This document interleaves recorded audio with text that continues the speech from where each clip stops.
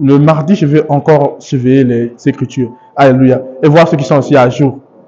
C'est mieux de faire comme ça, alléluia, pour permettre à tout le monde. Vous savez, la rigueur permet de bâtir des bons disciples.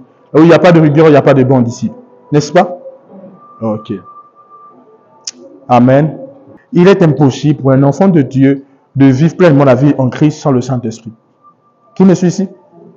Et je l'aurais dit. Il est impossible pour un enfant de Dieu de vivre pleinement la vie en Christ sans le Saint-Esprit. Et je vous explique combien de fois le Seigneur voulait dire beaucoup de choses aux disciples. Il ne pouvait pas le dire. Il a dit, je ne peux pas vous le dire parce que vous ne pouvez pas les garder et les soutenir. Ce que les disciples ont reçu des informations venant de Dieu n'était pas la majeure partie. La plus grande partie des informations que le Seigneur devait leur dire.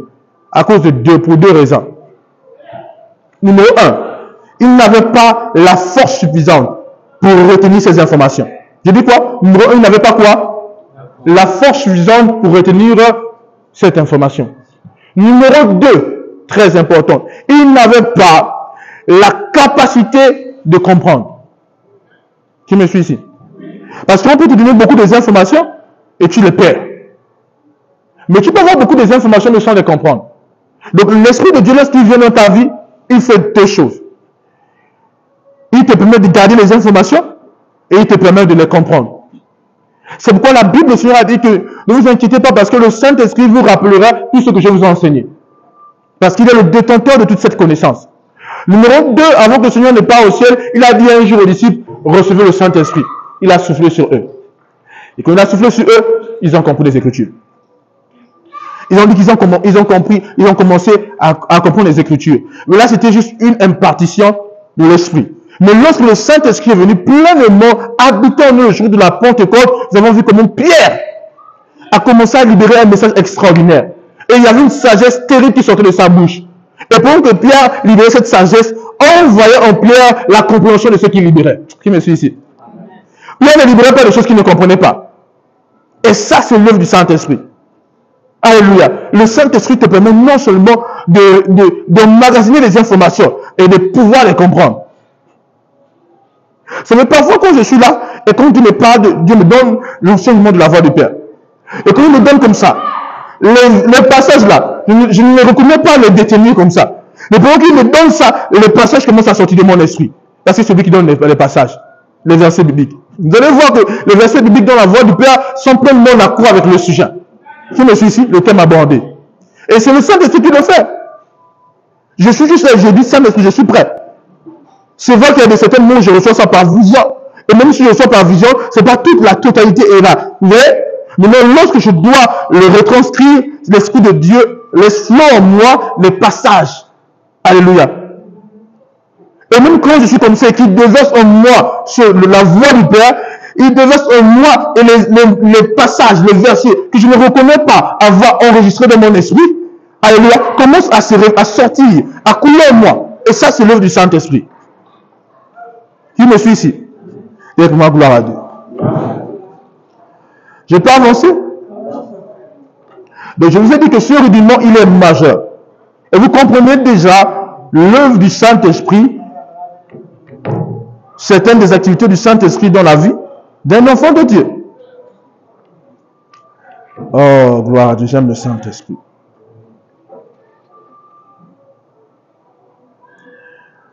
Alors, comme ce que frère Jesse avait dit, j'ai rappelé, j'ai dit que le Père, le Fils et le Saint-Esprit sont égaux en quoi? En quoi? En quoi d'autre? Alléluia. Ils sont égaux en tout. Et c'est important pour nous de comprendre que le Saint-Esprit n'est pas une colombe qui nous suit ici. Parce que nos amis de l'autre côté là-bas, ils ne connaissent pas ce qu'est le Saint-Esprit. Certains, pas tous. Certains pour eux, ils savent, quand le Saint-Esprit, c'est là. Il est comment? C'est une colombe. Le Saint-Esprit en esprit, il n'est pas une colombe. Il n'est pas une colombe, ne vous y trompez pas. Le Saint-Esprit, si vous devez le voir, il est une personne. C'est le Saint-Esprit, c'est l'Esprit de Jésus. Il n'est pas une colombe. Et pour ceux qui se souviennent, j'ai expliqué pourquoi Jean-Baptiste a vu la colombe. Et j'ai expliqué dans la dimension dans laquelle Jean-Baptiste se trouvait. Parce que souvenez-vous que quand Jean-Baptiste, pendant qu'il baptise Jésus, Jean-Baptiste dit de Jésus, voici l'agneau de Dieu qui ôte le péché du monde. Donc Jean-Baptiste est dans une arène d'émotion où il voit les êtres dans leur caractère et dans l'œuvre qu'il va accomplir. Qui me suit ici? Donc Jean-Baptiste voit Jésus et dit, voici l'agneau de Dieu qui ôte le péché du monde. Et Jean-Baptiste voit un Saint-Esprit descendre sous forme d'une colombe. Comme une colombe. Qui me suit ici? Donc Jean-Baptiste est dans une dimension où, cette dimension prophétique, il contemple le caractère des êtres. Qui me suit ici?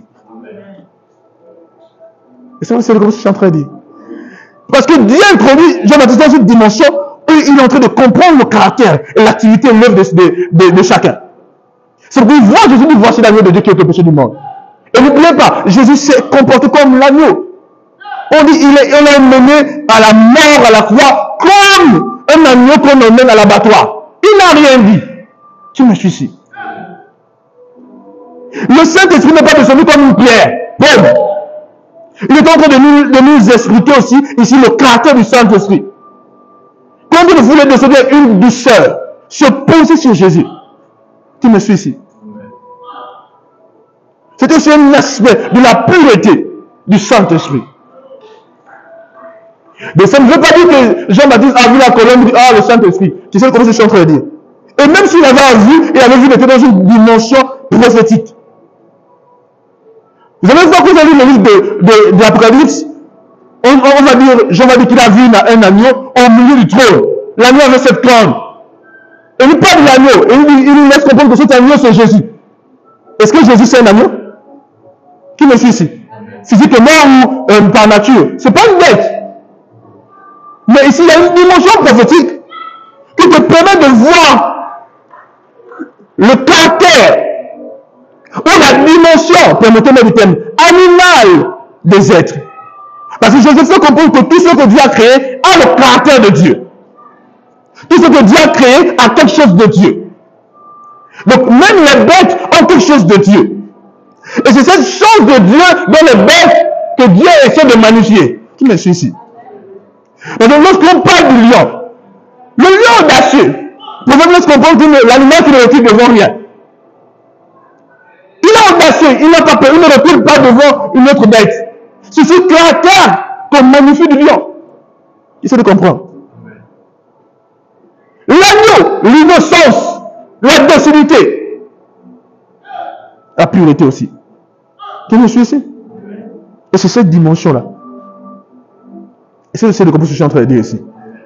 Tu comprends très bien. Alléluia. Vous comprenez ce que je suis en train de dire? C'est bon? Donc, le Saint-Esprit n'est pas quoi? Une colombe. Dieu ne peut pas être une colombe. Hein, frère et soeur, ou bien? On a compris que le Saint-Esprit, c'est qui? C'est Dieu lui-même. C'est l'Esprit de Dieu, c'est Dieu lui-même. Est-ce que Dieu est une colombe? Non! Mille fois non! Donc, Jean-Baptiste s'est trouvé dans une dimension prophétique, dans une dimension de vision, où Dieu lui présentait des choses, avec leurs symboles, leur signification dans un aspect bien précis. Qui me suit ici? On dit que Dieu est présenté dans une vision. Et il voit sept étoiles dans la main de celui qui était au milieu de 7 chandeliers d'or. Et celui qui était au milieu de 7 chandeliers d'or va dire que les 7 étoiles sont qui? Les 7 anges. Qui me suit ici? Qui sait comment je suis en train de dire? Et les chandeliers, c'est qui? Les chandeliers. Vous dites moi non, mais c'est cette dimension, c'est le symbole, c'est un de ces aspects spirituels qui a été manifesté à nous. Alléluia. Dites-moi avance prophète. Dites-moi avance prophète. Donc nous comprenons clairement que ici le Saint-Esprit, l'Esprit de Dieu n'est pas une colombe. Il n'est pas un vent. Il n'est pas de l'huile. Tout ça, ce sont les symboliques du Saint-Esprit. Mais il n'est pas ça. Alléluia. Qui me suit ici? Très bien. Donc déjà, vous comprenez clairement que le Saint-Esprit, nous avons vu clairement qui il est. Donc un membre du trône du Saint-Esprit ne peut pas avoir une idée un peu vraie du Saint-Esprit. Un membre du trône du Saint-Esprit enseigné sait qui est le Saint-Esprit. Alléluia. Je me souviens un jour, pendant que j'évangélisais, et je crois que c'est ici, à côté d'une église comme ça. Je vous ai expliqué ça, une dame qui vendait un peu les parfums là. Alléluia. Elle vendait l'encens. L'encens ange Gabriel. Hein? Encens ange Michael. C'est ça, ça. Les choses qu'on brûle là. Hein, prophétesse? Les choses qu'on brûle. Ça, c'est ange Michael. Ange Gabriel. Et là, quand je viens, elle commence à m'évangéliser. Elle dit ça chasse les démons. Alléluia. Elle dit, ah bon? Sans savoir qui j'étais. La dame, elle devait arriver sur le trône. J'ai tellement en nouvelles écritures qu'elle était convaincue qu'elle devait arriver au trône. Je crois que je lui ai donné la voix du Père. Il dit, je n'ai écrit nulle part dans la Bible que l'encens chasse les démons. Alléluia. Je l'ai dit ça. Je ne sais pas quel point de contact ça utilise, mais j'ai dit, conformément aux Écritures, on n'a jamais créé un endroit où l'encens chasse les démons. Heureusement, tu m'as vu comme un client. Moi, je vais te répondre en tant que client. Mais je vous dis, ce qui m'a choqué, c'est qu'il y a un gars qui est sorti là-bas. Il voulait la bagarre. Il me disait, j'ai dit ta Bible, il a la Bible, il y a les Bibles là. Il dit, je te mets un défi. Démontre-moi ce que tu es en train de dire là. Alléluia. Il a tourné, lui et toutes les femmes qui étaient écrites au ridicule. Parce qu'il voulait qu'il y ait la bagarre. Il criait, non! Il dit, mais c'est ça! J'ai dit, oh! Il dit, montre la Bible. Alléluia. C'est vrai là à côté. Il n'a pas pu dire. La femme là comme ça dit, non, je sais que ce que tu dis c'est vrai. Je dis, mais pourquoi tu vends alors ça? Qui me suit ici? Et c'est une femme qui sait que ce qu'elle vend là, c'est pas totalement en accord avec les Écritures. Mais elle disait que c'était son business. Elle me disait même qu'elle partait dans certaines régions pour assister à des programmes des hommes de Dieu qui parlent d'autres langues et tout ça. Alléluia. Vous voyez? Il y a des gens là-bas qui aiment le Seigneur, qui croient au Seigneur. Je pense que certainement vous étiez là-bas. Tous ça vous croient au Seigneur. Nous avons besoin de la connaissance que vous avez. Parce que imaginez-vous quelqu'un qui croit au Seigneur. Si elle a besoin de tourmenter la nuit, il se réveille, commence à allumer l'encens. Mais ça va le faire quoi? Rien. Le démon m'a dit, tu te parfumes pour qu'il vienne te dévorer. Qui me suit ici? Et je sais qu'une des clés, des gens de là-bas, c'est que l'avantage, c'est qu'ils connaissent le nom de Jésus. C'est ce qui fait que, vous voyez, parce qu'ils peuvent dire le nom de Jésus comme ça. Mais on appelle ça comme les dévernes ou les neuvaines ou quoi c'est, que les gens s'y récitent là. On veut dire ce qu'on aime bien ça. Alléluia. On appelle ça comment? Les neuvaines. Ah, vous connaissez même, mais c'est quoi dit ça? Alléluia. Je vois souvent sur les lives sur YouTube, je vois des milliers de personnes en train de faire, je ne sais pas. Il y a quelqu'un qui fait, je me dis, attends, venez assister nos programmes, priez en langue avec nous et puis vous allez voir. Alléluia, qui me suit ici? Mais le nom de Jésus, la grâce que ceux-là, ils ont, c'est qu'ils ont le nom de Jésus. Et ils ne comprennent pas que c'est ça le pouvoir. Et donc, ils utilisent, ça marche. Qui me suit ici? Mais s'ils ont la parole de Dieu, ils vont prendre la pleine compréhension de ça. Et je sais qu'il y a des gens là-bas qui savent que le nom de Jésus marche. Seulement, ils ne peuvent pas discuter avec les gens de là-bas. Ils sont obligés de subir, mais ils savent qu'ils utilisent le nom de Jésus. C'est comme ça. Alléluia. Dis à son peuple là-bas, ils sont en train de sortir déjà. Normalement, c'était de là-bas, elle est venue ici. Amen. Prophétesse, elle-même était prophétesse là-bas. Prophétesse était prophétesse d'abord là-bas. Alléluia. Amen. Alors, nous allons voir le ministère du Saint-Esprit à travers le chrétien. Mettez un point. Le ministère du Saint-Esprit à travers qui? Les chrétiens.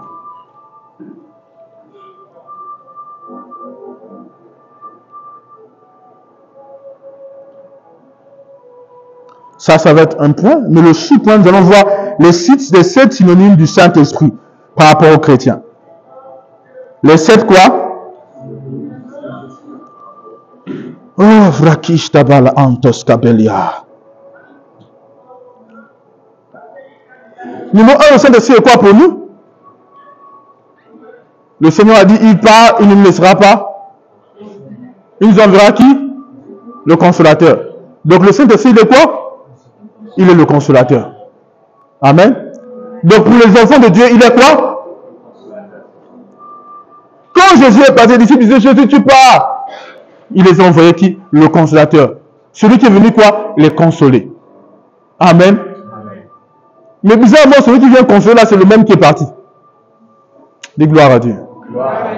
Il a dit allos parakletos. Alléluia. Un autre de même genre, de même nature que lui. C'est ça? Qui s'en souvient?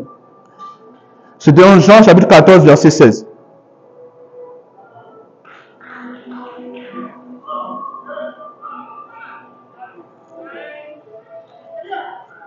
Qui peut nous citer un autre aspect que le Saint-Esprit est pour les chrétiens?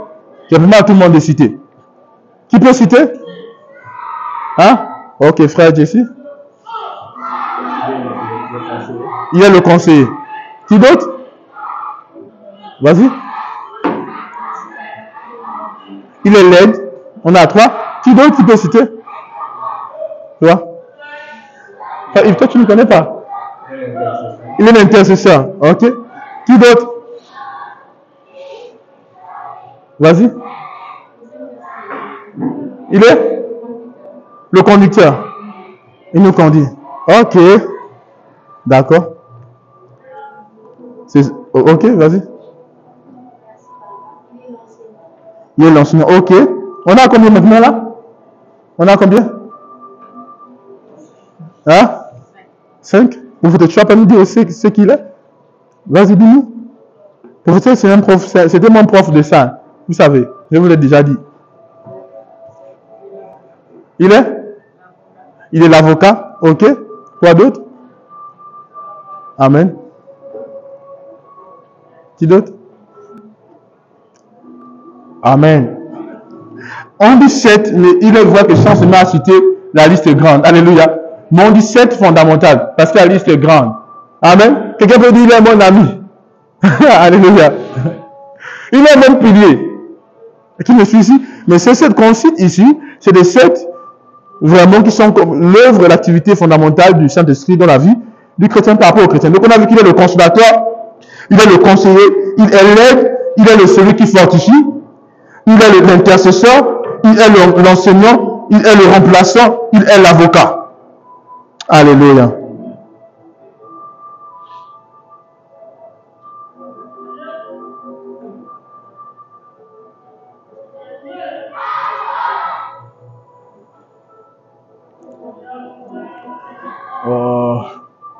Quelqu'un peut nous prendre Romains chapitre 8, verset 16?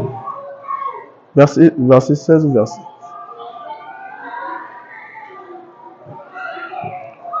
Rentre un peu. Merci.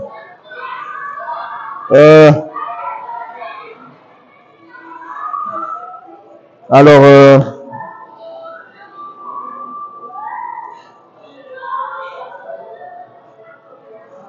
on a Romains chapitre 8, verset 16, qui dit « L'Esprit même rend témoignage à notre esprit que nous sommes enfants de Dieu. » Alléluia.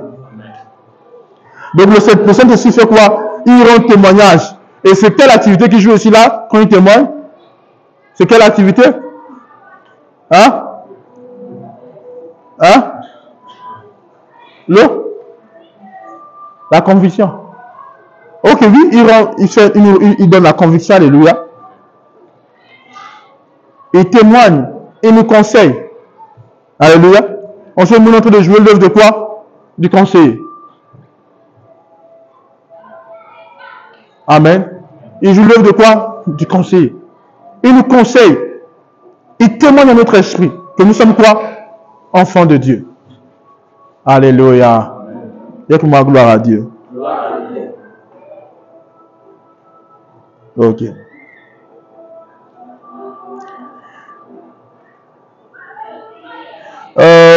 On va prendre Romains chapitre 8, toujours dans le même truc, on va lire à partir du verset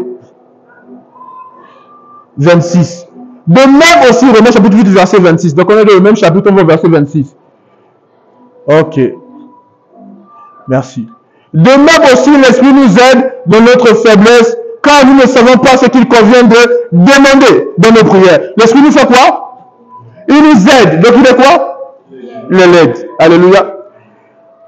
Nous ne savons pas ce qu'il nous convient de demander dans nos prières. Mais l'Esprit lui-même intercède. Il est quoi d'autre? Oui.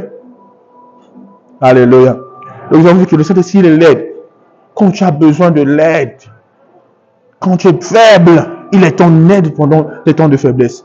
Donc, s'il est l'aide pendant les temps de faiblesse, qu'est-ce qu'il est pour toi? Hein? Il est ton fortificateur. Il te fortifie au temps de faiblesse. Donc, ça veut dire qu'en réalité, il n'y a pas de temps de faiblesse parce qu'il est ta force. Qui me suit ici? Dis gloire à Dieu. C'est pourquoi on laisse comprendre le livre de Philippiens, je peux tout par Christ qui me fortifie. Parce que lui, il est Christ en toi et il est ta force. Il est donc ton fortificateur. Alléluia. Alléluia.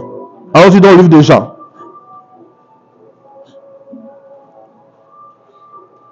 Jean chapitre 16 verset.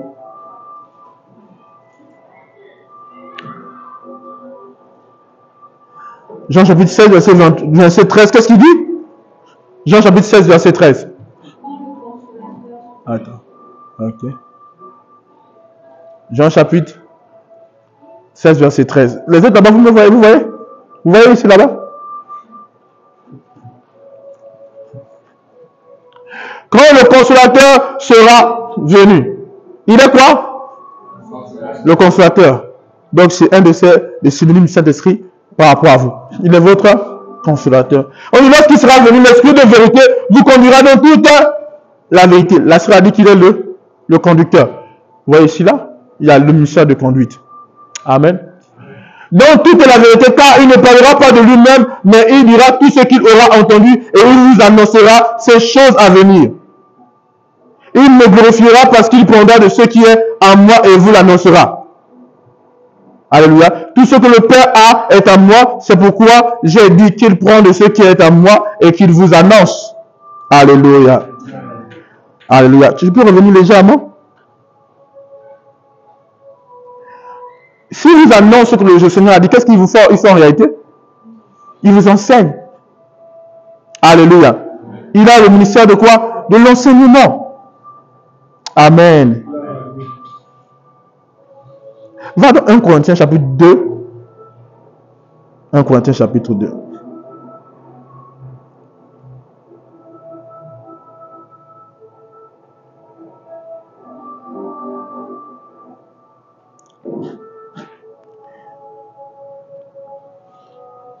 Oui, ça c'est toujours dans son ministère de l'enseignement. 1 Corinthiens chapitre 2, à partir du verset 9.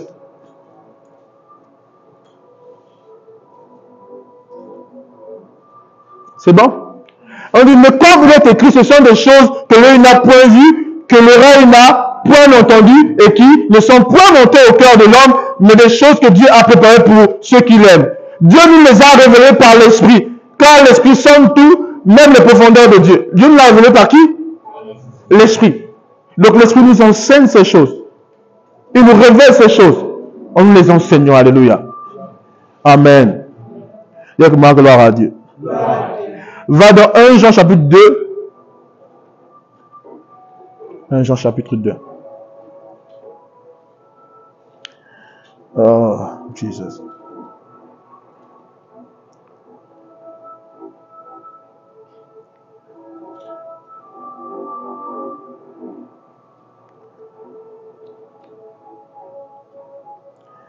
Jean chapitre 2. On peut lire à partir du verset 20.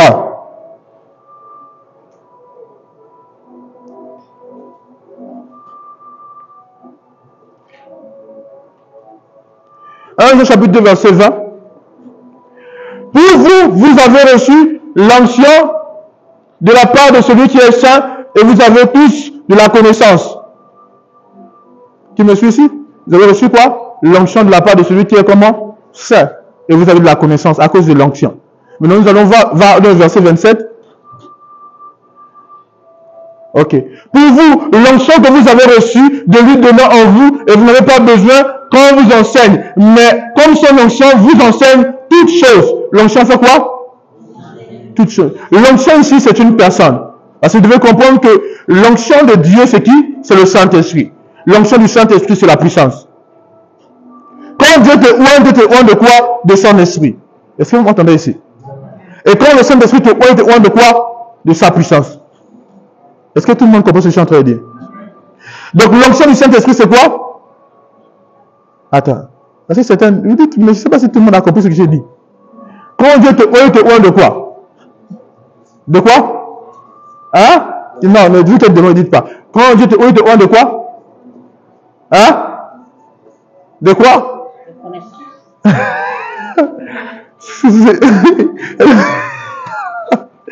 L'autre il est dit, il est aussi. Amen. Voilà, quand Dieu te oint, c'est important de m'écouter et d'être concentré. Alléluia. Quand Dieu te oint de quoi? De son esprit. Mais quand l'esprit te oint de quoi? De sa puissance. Alléluia. Donc quand on parle de l'onction de Dieu ici, c'est quoi? L'onction de Dieu, c'est quoi?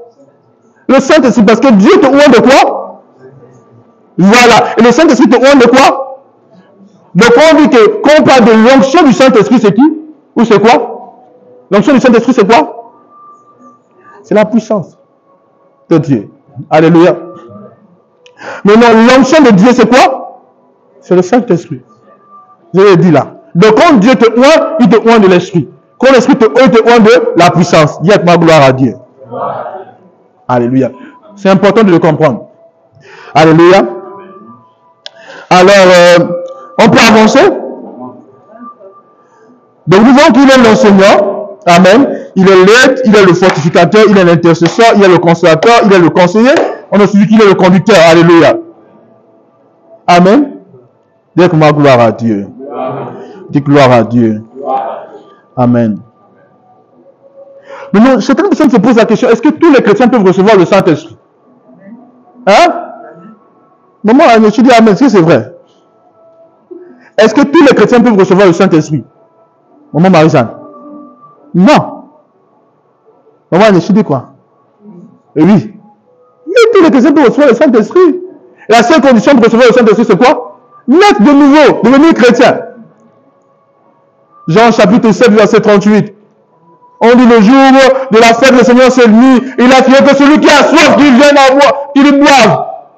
Et qu'il boive, qu'il vienne, il boive à moi. Et les fleuves de vie jailliront de son sein. Et la Bible nous dit qu'il parlait du Saint-Esprit qui allait recevoir qui? Ceux qui croiront en lui. Tout le monde me suit ici. Donc, dès que tu crois en Jésus, tu es né de nouveau. C'est la condition pour recevoir le Saint-Esprit. Amen. Je sais que tu savais ça. Hein? Amen. Donc, la condition pour recevoir le Saint-Esprit, c'est quoi? Né de nouveau. Ce n'est pas, il faut faire un temps de jeûne. Non, ce n'est pas le jeûne. Vous avez vu comment au trône ici, on remplit les gens avec une facilité. Et le Saint-Esprit ne vient pas toujours avec l'agitation. Tu me suis ici. Vous devez le comprendre. Parce que moi, quand je grandissais, c'était comme ça. Un jour, je disais avec un frère, non. Le frère, il parle en d'autres langues. Il n'est même pas tombé, il n'a pas crié. Mais comment il parle en langue? Alléluia. Il dit, non, s'il doit recevoir le Saint-Esprit, il doit pouvoir... Le frère m'a dit, non, il me dit, j'ai suivi la télévision, j'ai reçu le Saint-Esprit par la télévision. Et seulement, je dis, non, quand même, toi aussi. Lui, c'est bravo pour toi. Juste comme ça. Et là, le pasteur, il a fait comprendre qu'il a dit, oui, l'Esprit de Dieu, tu peux le recevoir avec la douceur, avec les cris, comme un tonnerre, comme un souffle simple. Et moi, je crois en ça déjà. Vous avez vu que certains aujourd'hui ici, ils reçoivent le Saint-Esprit sans même qu'il saute ou il tombe et tout ça. Alléluia. Il y a d'autres aussi qui reçoivent avec les secousses. Mais quand vous savez qu'ici, il y a des gens, il y a la maîtrise. Tu vois un peu. Donc, quand on a la maîtrise dans la matière, on peut communiquer avec la personne de l'esprit. Il reçoit en douce et on le conduit à parler d'autres langues. C'est aussi simple que ça. Amen. La brutalité, les cris, tout ça n'est pas le synonyme de... Qui me suit ici? Mon père spirituel disait, certaines personnes crient à l'église pas parce qu'ils ont reçu le Saint-Esprit, parce qu'ils ont été effrayés par le Saint-Esprit. Ah, qui me suit ici? Ouais. Il crie, c'est même pas que la puissance ment. Je vais vous dire, qui est en train de prier, il va se dire que c'est un ange, il va rentrer en trace. Vous avez déjà vu ça? Là, on va prier, après on fait ça. Tu as tout de crier parce que tu dis que qui va toucher là? Hein? Son tombe sans roue. Tu dis non, qui me suit ici? Surtout quand tu es concentré. Hein?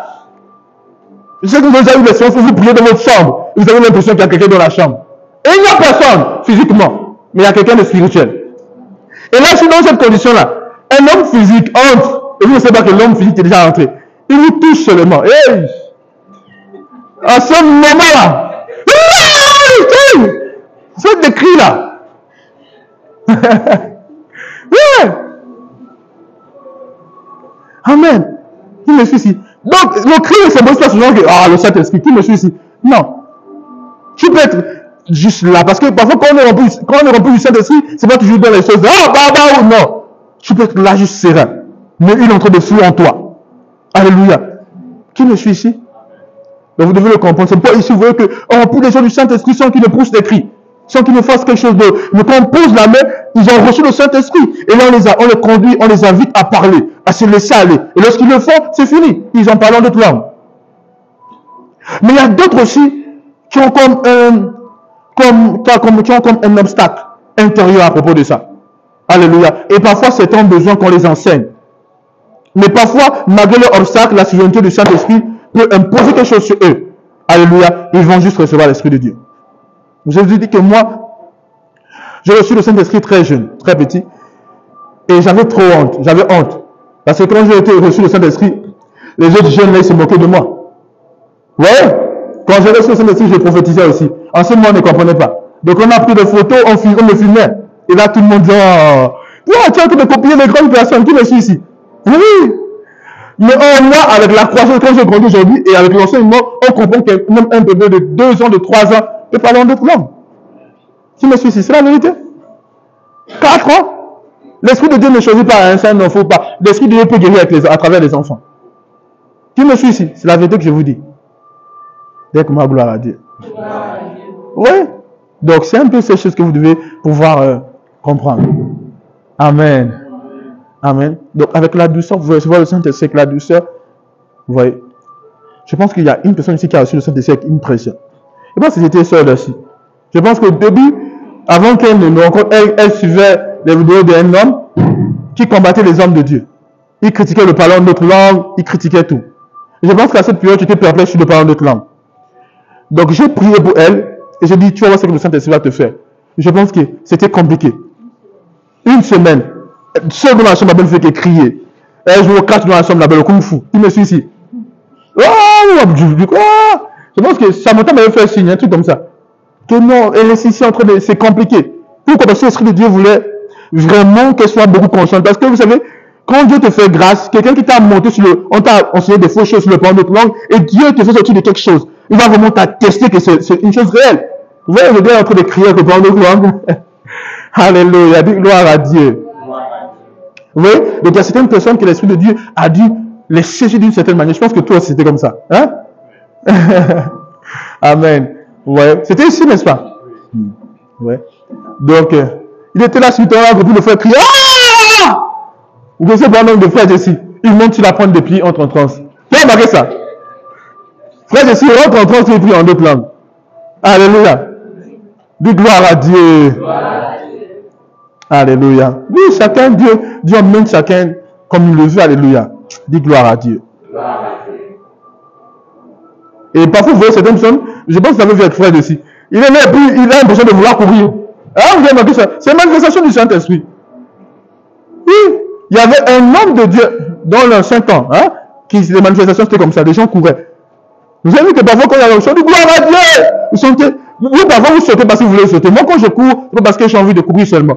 Parfois l'onction descend dans les pieds. Et tu as juste envie de courir. C'est ce que je vous dis. Pourquoi? C'est vrai. Parfois tu as un désir de sauter, tu sens dans tes pieds, réellement. Alléluia. Je ne demande pas à toute l'église de commencer à faire ceci.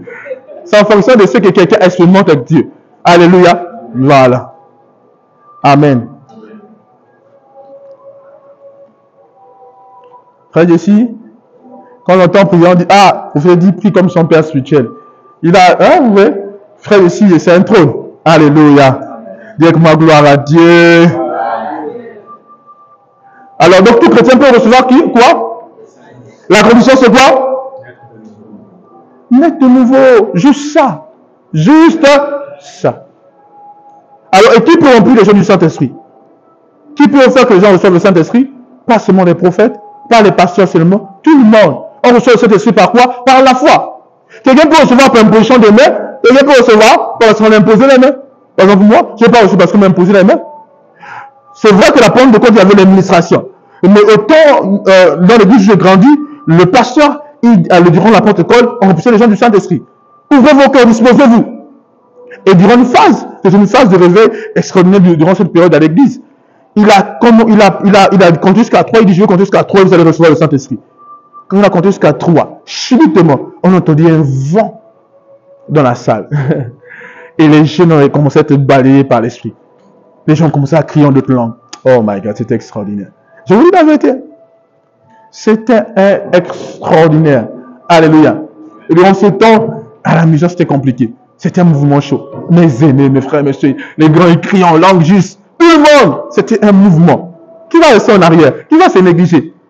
Tout le monde crie en langue. Les aînés, tout le monde. C'était devenu comme un pouvoir. C'était extraordinaire. Alléluia. Et là, moi, j'ai dit, non, je vais prendre le site pour moi. Alléluia. Je me suis ici. Et je l'ai obtenu. C'est tellement facile. Frère Michel, tu pries déjà en langue? Tu parles en langue, n'est-ce pas? Très bien. Alléluia. Amen. Dis avec moi, gloire à Dieu. Est-ce que Joanna, tu parles en langue? On te l'a rempli ici? Ok. Gloire à Dieu. Ah oui, c'est chaud là-bas. Amen. Gloire à Dieu. Donc, Actes chapitre 1, verset 8.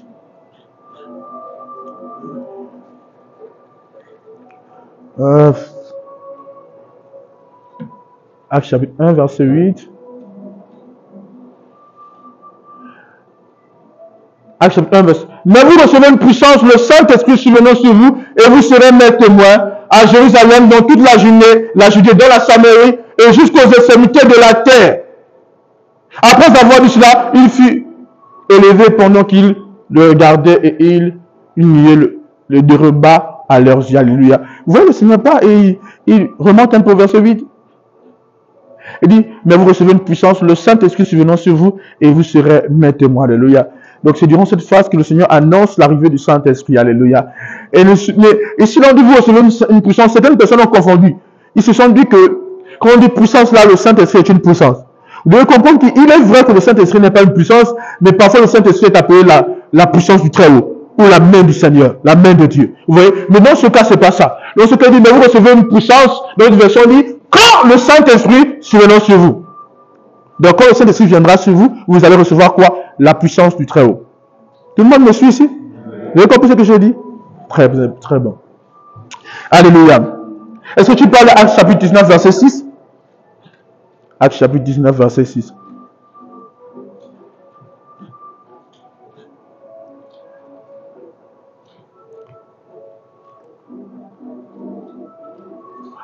Lorsque Paul leur lui imposait les mains, le Saint-Esprit vint sur eux et ils parlaient en langue et prophétisaient.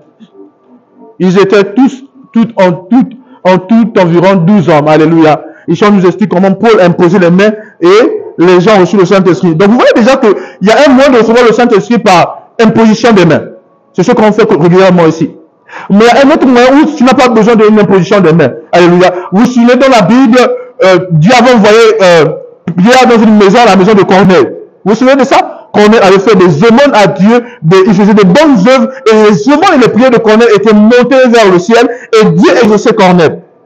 Et Dieu envoie un ange chez Corneille et dit à Corneille, va chercher Pierre. Vous voyez que l'ange ne pouvait rien faire. L'ange avait besoin de quoi? Corneille avait besoin de qui? De quoi? D'un homme de Dieu, c'est ce que je dis aujourd'hui. Quand Dieu te répond, même si l'ange arrive, l'homme de Dieu doit arriver. L'ange peut être là et puis reçoit le Saint-Esprit. C'est pas comme ça que Dieu procède. Il dit à l'ange, dit à Corneille d'aller chercher l'homme de Dieu. Tu me suis ici? Et là, on voit des gens pour chercher l'homme de Dieu. Et quand l'homme de Dieu est là, le Seigneur dit à l'homme de Dieu, allez, descends, va avec ces gens. Et lorsqu'il arrive, il commence à ouvrir la bouche. On dit, l'Esprit de Dieu va remplir la maison, la place. Et tous vont commencer à parler notre langue. Ils vont être remplis du Saint-Esprit. Alléluia. Il y a comment gloire à Dieu. Donc il y a un moyen de recevoir par imposition de main. Il y a un moyen de recevoir sans imposition de main, mais par la disponibilité de votre esprit et de votre cœur. C'est pourquoi même si je ne t'ai pas imposé les mains, bon, ici c'est déjà fréquent qu'on impose les mains. Mais il est possible que quelqu'un soit juste là, il ouvre son cœur, il reçoit le Saint-Esprit et il parle en d'autres langues, sans que l'homme de Dieu ne le touche. Alléluia. Et c'est comme ça que moi je l'ai fait. Parce que chez moi, les gens nous apprenaient, quand l'homme de Dieu prie, levez sur ses mains, ouvrez le cœur. Et pendant qu'il le faisait, c'est comme ça que ça se passait. Les gens recevaient le Saint-Esprit. Les gens tombaient sous l'onction. Ils criaient, c'était extraordinaire. Je vous dis, c'est extraordinaire. Pour ça, je grandis dans un endroit où la puissance, l'atmosphère du Saint-Esprit extraordinairement. Tout le monde parle en d'autres langues. Alléluia. Donne-moi gloire à Dieu. Vous voyez donc c'est possible de recevoir le Saint-Esprit par quoi? Par imposition. C'est possible de juste disposer son cœur, ouvrir son cœur et de recevoir le Saint-Esprit. C'est possible d'être seul dans la maison et faire la prière. Et tu reçois le Saint-Esprit. Alléluia. Oui. Oh, c'est pourquoi on ne dit pas que non, on t'a pas imposé, même si tu n'as pas reçu le Saint-Esprit. Ne dis pas ça à quelqu'un. Parce qu'on n'a pas besoin d'imposer la main à quelqu'un pour qu'il reçoive le Saint-Esprit. Quand on impose les mains, c'est juste pour aider. Alléluia. Parce que le Saint-Esprit est déjà là. Il est dans le monde. Il est présent partout. Il a juste besoin que tu l'invites dans son cœur. Surtout quand tu as reçu le Saint-Esprit, tu es en lui. Il a besoin juste d'être en toi. Et quand tu ouvres ton cœur, tu le reçois, il vient en toi. Alléluia. Gloire à Dieu, c'est bon? Ok. Le parler en autre langue. Alors, vous devez comprendre que il y a deux choses. Il y a le signe et la preuve que quelqu'un a reçu le Saint-Esprit. Il y a quoi? Et la preuve. Alléluia. Quel est le signe que quelqu'un a reçu le Saint-Esprit? Le parler en autre langue. Alléluia. Vous voyez ici? Lorsque Paul leur imposait les mains, le Saint-Esprit vint sur eux et ils parlaient en langue et prophétisaient. Alléluia. Retourne dans Actes. Va au Actes chapitre 2.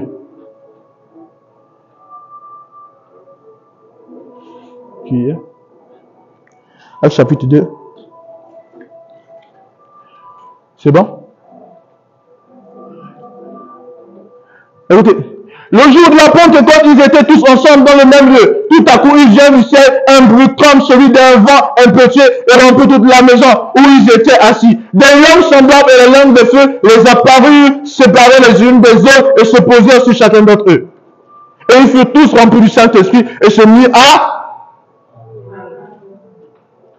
Donc, le parler en autre langue, c'est quoi? C'est le signe que quelqu'un a reçu le Saint-Esprit. Je dirais même c'est un des signes que quelqu'un a reçu le Saint-Esprit. Alléluia. Ou c'est le premier signe qui montre que quelqu'un a reçu le Saint-Esprit. Alléluia. Qui me suit ici? Maintenant, la preuve que quelqu'un a reçu le Saint-Esprit, c'est le témoignage.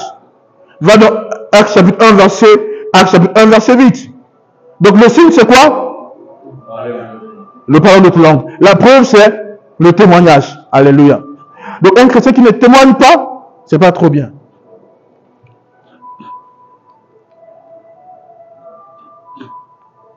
Actes chapitre 1, verset 8.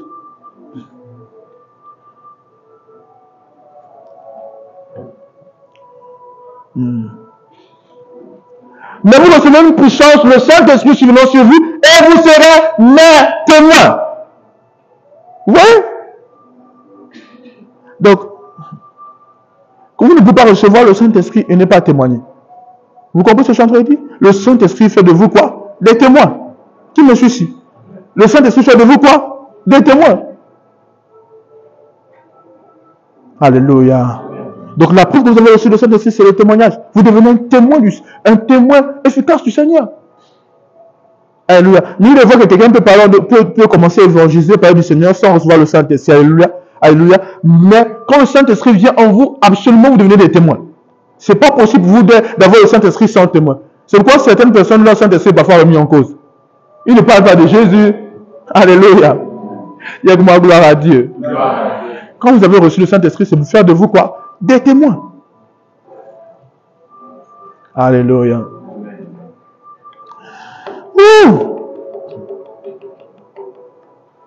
Alléluia, c'est bon. Nous allons voir ce point et nous allons nous arrêter là. Vous allez mettre un prochain point. Le parler en d'autres langues et ses buts. Je pense qu'on va vraiment naviguer dedans ça la semaine. Nous sommes aujourd'hui le mardi, c'est ça? Vendredi, ok. Le parler en d'autres langues est quoi? C'est important de faire une chose importante, mais c'est important de faire une chose importante en sachant son importance. Qui me suit ici? Et sa nécessité. Parce que c'est bien, tout le monde parle en d'autres langues. Des gens parlent en d'autres langues, mais ils ne savent pas l'importance de parler en d'autres langues. Ou la nécessité. Quels sont les buts de parler en d'autres langues? Alléluia. Et c'est pour nous voir ici le parler en d'autres langues et quoi? Et ses buts. Alors, Marc chapitre 16, verset 17.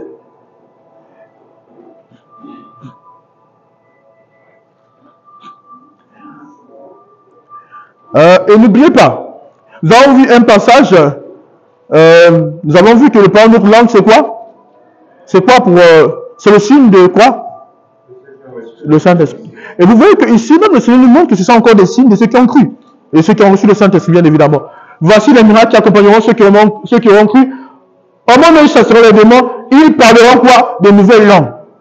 Ici, on dit voici les miracles qui accompagneront ceux qui auront cru. Dans l'autre version, on dit voici les signes. Donc, le parler en d'autres langues fait partie de quoi? Des signes qui accompagnent ceux qui ont cru. Des signes de ceux qui ont reçu le Saint-Esprit. N'oubliez pas, je vous ai fait comprendre que cette parole a été rendue manifeste à l'arrivée du Saint-Esprit. La parole de Jésus de Marc chapitre 16, verset 17. Les apôtres ont commencé à parler notre langue quand ils ont reçu quoi? Le Saint-Esprit. Alléluia. Très bien. Alors, on va dans Juge chapitre 1, verset 20.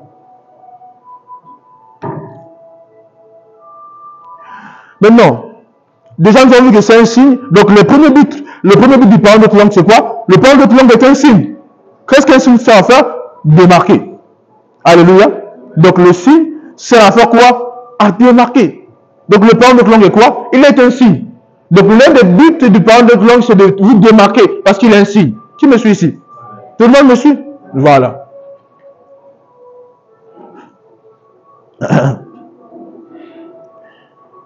Prenez Jude chapitre 1, verset 20. Jude chapitre 1, verset 20.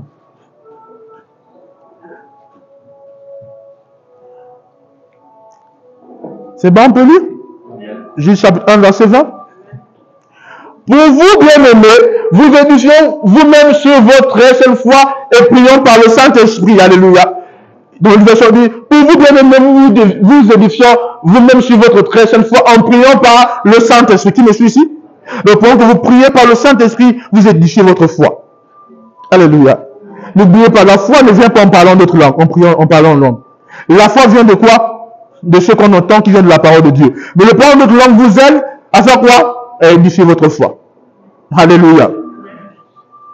Donc, ne dis pas que je suis parlant d'autres langues et puis je ne mérite pas la parole de Dieu. C'est la parole de Dieu qui te donne, qui fait que la foi vienne en toi. Qui me suit ici? Il dit, la foi vient de ce qu'on entend, qui vient de quoi? La parole de Christ. Mais le parole d'autres langues se sert de ce que la parole de Dieu a déjà apporté et édifie ça. Qui me suit ici? C'est très important. Ça va toi? Ça va bien? Ok. Ok. Va dans 1 Corinthiens chapitre 14, verset 4. Donc, l'un des buts du parole d'autres langues, c'est pour faire quoi? Pour bâtir la foi. Premièrement, c'était un signe pour démarquer. Après, c'est pour bâtir la foi. Alléluia. Maintenant,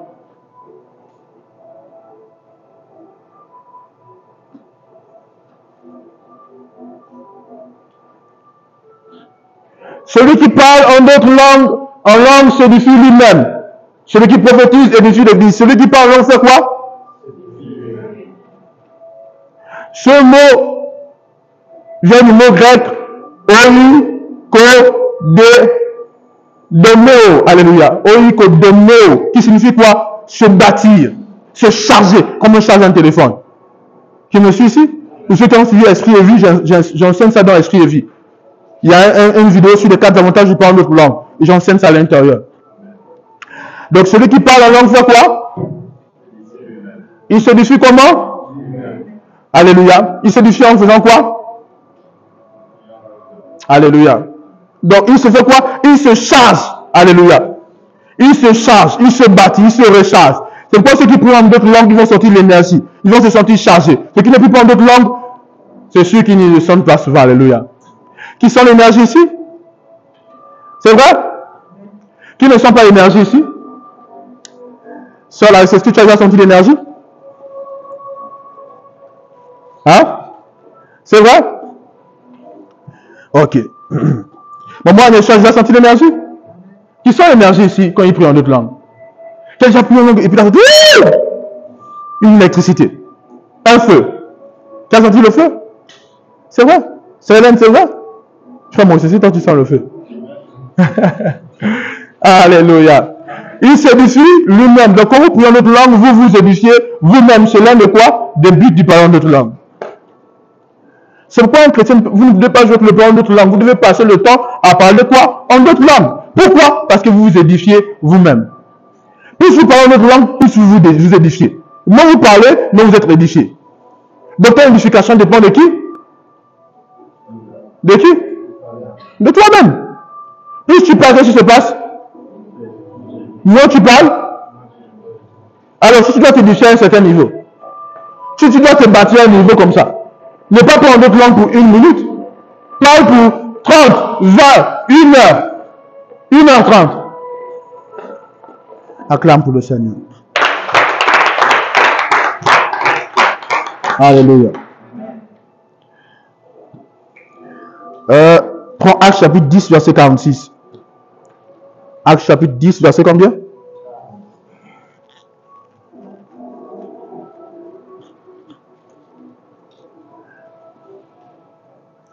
Actes chapitre combien? Verset? Il dit, car il les entendait parler en langue et glorifier Dieu. Il parle en langue et glorifier Dieu. Alléluia. Qui me suit ici? Ok. C'est un premier point. Va dans 1 Corinthiens chapitre 14, verset 17. Nous étions déjà peut-être. 1 Corinthiens chapitre 14, verset combien? 17. Alléluia. 1 Corinthiens chapitre combien? Verset? Remonte un peu, frère. Ok.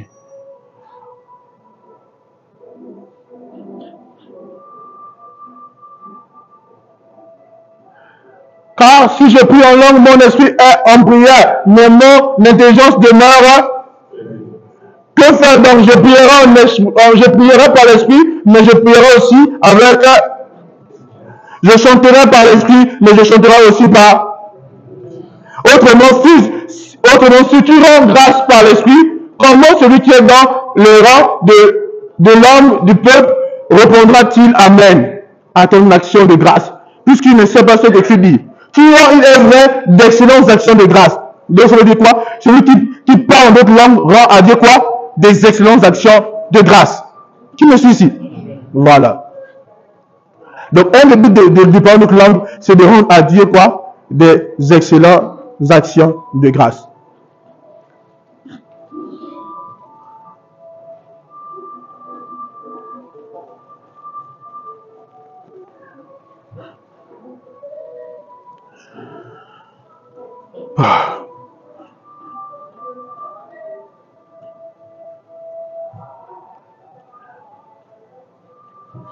Amen. Qui comprend les objectifs du parole d'autres langues en ce moment? Qui est en train de tout comprendre comme ça? Qui comprend bien les objectifs du parole d'autres langues? On peut citer ensemble. Premièrement, c'est quoi? C'est quoi? Ainsi. Deuxièmement, bâtir quoi? Il y a des bâtir sa foi. Certaines personnes, ils ont des foi qui n'ont pas de tôle, qui n'ont pas de toiture. Qui me suit ici? Alléluia. C'est les maisons de dures. Oh, les maisons qui ne sont pas terminées, inachevées. Il y a des gens là, il faut dans un état inachevé. Tu as déjà vu une maison inachevée? On a commencé à mettre les briques. C'est déjà dans la forêt comme ça. Les gens en France, c'est comme ça. L'herbe a poussé. C'est déjà, vous avez des briques, quand la pluie tombe, il y a un peu le truc vert là qui sort dessus. L'herbe est comme ça. Alléluia. Il faut mettre la toiture sur votre foi. Acclame pour le Seigneur. Ok. Frère, va, descends un peu.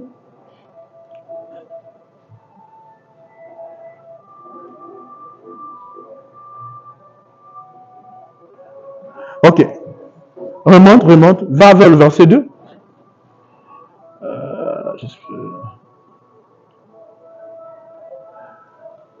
Ok. On dit quoi? En effet, celui qui parle en langue fait quoi? Ensemble. Ne pas aux hommes, mais qu'est-ce qu'il fait? Mais à Dieu. Car personne ne fait quoi? Et qu'est-ce qu'il fait? Il dit quoi en esprit? Des mystères. Donc celui qui parle d'autres langues dit quoi en esprit? Des mystères. Alléluia. Donc quand tu marches ton farahishta, tu es en train de libérer des mystères vivants. Qui me suit ici? À chaque fois que tu parles d'autres langues, vous devez être conscient de cela. Quand tu parles d'autres langues, tu révèles que tu libères quoi? Des mystères de l'esprit.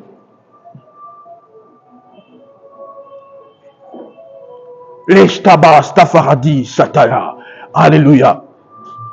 C'est pourquoi vous devez comprendre cela. Vous devez, quand vous priez en d'autres langues, sachez que quand vous parlez en d'autres langues, vous êtes en train de vous bâtir. Vous êtes en train de vous édifier, vous charger. Alléluia. Regardez aujourd'hui, sur le vendredi du disciple-là. Combien de personnes sont venues ici pour prier? Certains sont venus à l'heure où on est entré dans l'enseignement. Mais il y a des autres il y a des gens ici qui n'étaient pas ici à 16h. Certains ont commencé à prier ici à 15h30. Donc de 15h30 jusqu'à 18h, là, il y avait des gens ici qui étaient en prière. Qui me suit ici? Et même si toi tu viens, tu aimes le Seigneur, mais si tu viens juste à l'église comme ça, tu n'assistes pas au temps de prière, comment ta foi va être bâtie? C'est pourquoi les enseignements que je donne ici là, je te regarde, tu fais, vous dites prophète, mais tu ne comprends pas. Parce que, je vous dis une chose. Le parler en d'autres langues, je vais parler beaucoup de ça. Pour moi, c'est un esprit, une ouverture de l'esprit. Vous voyez? Celui qui parle d'autres langues, son esprit est ouvert et prêt à capter la parole. Pourquoi? Parce qu'on dit celui qui parle d'autres langues s'édifie soi-même. Il bâtit sa foi, il s'édifie. Donc il s'édifie, il est plus élevé spirituellement que celui qui écrit par d'autres langues. Parfois tu entends la parole de Dieu, toi tu dis, oh, les autres crient, mais toi tu n'écris pas. C'est vrai qu'il y a des gens qui crient aussi, ouais, parce qu'ils voient d'autres crier. Ils en doivent suivre le mouvement. Mais j'ai dit des gens qui crient parce qu'ils sont en train d'entendre la parole. Il y a toujours des gens qui aiment la foule comme ça. Alléluia! Avant prophète! Tu sais ce que ça veut dire là? Prophète avant seulement. Il me suit ici. Hein? Il me suit ici. Non! C'est bon, je sais qu'il y a aussi maman Mariama, son avance prophète, c'est pour m'encourager. Alléluia. Amen. Alors, toi tu écoutes la parole, parfois tu es là, tu écoutes la parole, mais ça ne te dit rien. Et tu dis, on dit qu'est-ce que l'homme de Dieu a prêché? Ah, tu dis, bon, il a parlé. Ça ne te fait rien en fait. Mais il y a des gens qui sont ici, ils ont entendu la parole de Dieu. Ils sont révoltés. Ah, non, ça m'a révolté. Il y a d'autres qui entendent ça ne leur fait rien. Comme s'ils ont entendu un discours des partis politiques là-bas. Ils sont juste. Ils rentrent à nous, qu'est-ce qu'on a dit? Ah, tu sais, comme d'habitude, papa, il est monté, il a commencé à parler, j'ai écouté. Mais qu'est-ce que ton esprit a attrapé? Ah, tu sais, on parlait du parler en d'autres langues. En fait, il dit des choses à la volée. Mais comment ton esprit a attrapé? Hey! Oh, tu es en train de non. La parole de Jésus m'a révolté. Qu'est-ce qu'on t'a dit? On a dit ceux qui parlent d'autres langues s'édifient soi-même. Je dois beaucoup prier en d'autres langues. Je dois changer ma vie de prière. Je dois changer mon niveau de parler en d'autres langues. Je dois pouvoir. Oui! Mais quelle est la différence entre ces deux personnes? Celui qui ne prie pas avant d'écouter la parole. C'est-à-dire que, bon, là, papa, ils sont en train d'arriver. Là, le prophète était mort. 18h30, de quelques. Ok, allons. Qui me suit ici? Amen. C'est bon? Alléluia. C'est pas comme ça, frères et sœurs. Ta vie spirituelle n'aura pas de maturité, de croissance sérieuse. Je ne sais pas si vous comprenez que c'est vrai ou c'est réel cette chose. Même si tu viens ici à 15h, il n'y a personne. C'est toi qui prends avantage. Je ne sais pas si vous comprenez ça. Mais si tu viens alors que l'homme de Dieu est en train de prêcher, tu vas prendre quoi, frère? Tu vas prendre quoi? Je ne sais pas si tu comprends ça. Tu vas me dire à soi, ça va être sec. Il n'y aura pas l'impact. La parole ne va pas pénétrer. Prions notre langue, parlons notre langue avant le message. C'est comme si on veut lancer la graine. Il faut faire quoi? Sacler, désherber, élaborer la terre. Si tu n'élabores pas la terre, est-ce que la semence va bien pénétrer? Une terre solide comme ça, c'est pas bon? Parce que quand tu es là-bas, tu as des soucis. Avant de venir, tu as discuté avec quelqu'un avant de venir. Et toi, tu viens avec l'atmosphère là. Tu t'assois. On parle, je suis sûr que quand tu étais seulement là-bas, le problème que tu as laissé là-bas. Tu me suis, c'est la vérité que je vous dis. Donc tu rentres, tu ressors, tu n'as rien pris. C'était à l'église, oui, j'étais à l'église.